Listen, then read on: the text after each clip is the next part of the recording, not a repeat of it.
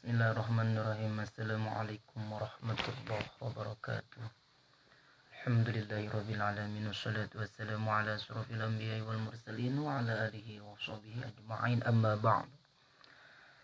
La ilaha illallah la mawjuda illallah, la ilaha illallah la ma'buda illallah, la ilaha illallah la matluba illallah, la ilaha illallah la maqsuda illallah. Bismillah tawakkaltu 'ala Allah, la haula wa la quwwata illa billah. Astaghfirullahalazim, astaghfirullahalazim, astaghfirullahalazim wa atubu ilaih.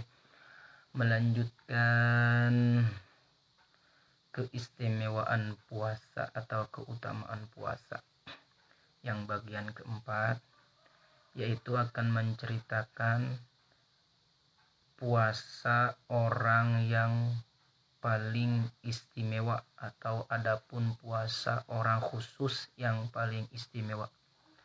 Apa itu? Ialah puasa sampai pada hatinya dari tujuan-tujuan rendah dan pemikiran tentang duniawi, serta menahan hati dari segala hal selain Allah. Ini yang susah. Kita manusia hanya sekedar puasa menahan nafsu, dahaga, dan lapar. Tapi untuk orang yang khusus ini, istimewa ini, dia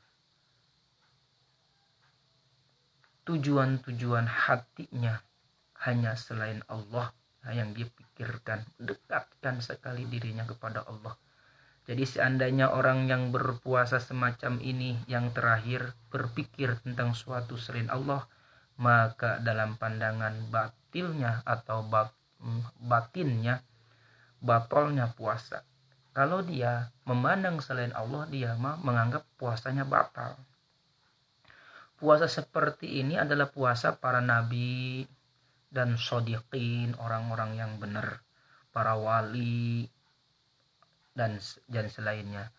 Pada kenyataannya tingkatan yang terakhir ini adalah menghadap kepada Allah, hanya menghadap kepada Allah ketika dia puasa sepenuhnya dan berpaling dari yang lain.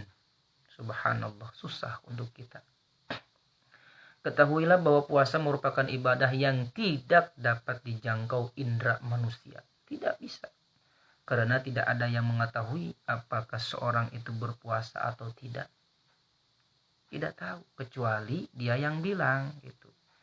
Kecuali Allah dan orang yang berpuasa sendiri yang bilangnya. Ana shaimun atau ani shaimun. Maka jadilah ibadah puasa itu merupakan ibadah antara Allah dengan dirimu. Hanya Allah dengan kamu yang tahu bahwa aku ini puasa. Karena puasa itu ibadah yang bentuk ketaatannya yang hanya diketahui oleh Allah, yang oleh Allah yang diketahuinya oleh Allah. Maka dia menghubungkan puasa itu dengan zatnya.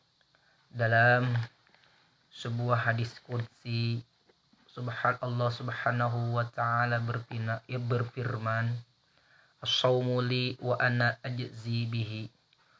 As-sawmu, puasa, li adalah untukku, wa ana ajzi bihi, dan akulah yang akan membalasnya. Hanya Allah yang akan membalas puasa tersebut.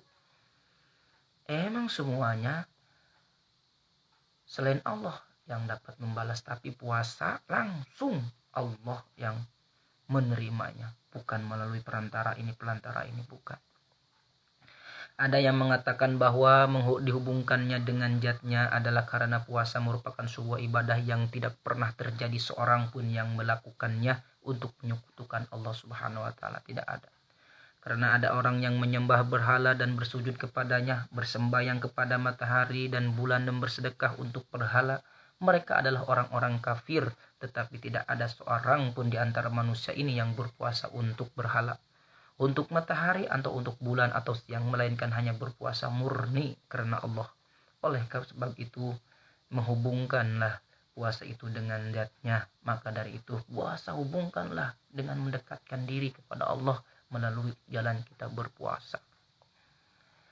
Firman Allah dalam hadis qudsi, puasa itu untukku dan akulah yang akan membalasnya. Subhanallah. Mungkin cukup sekian. Nanti kita akan melanjutkan ke bagian yang selanjutnya. Assalamualaikum warahmatullahi wabarakatuh.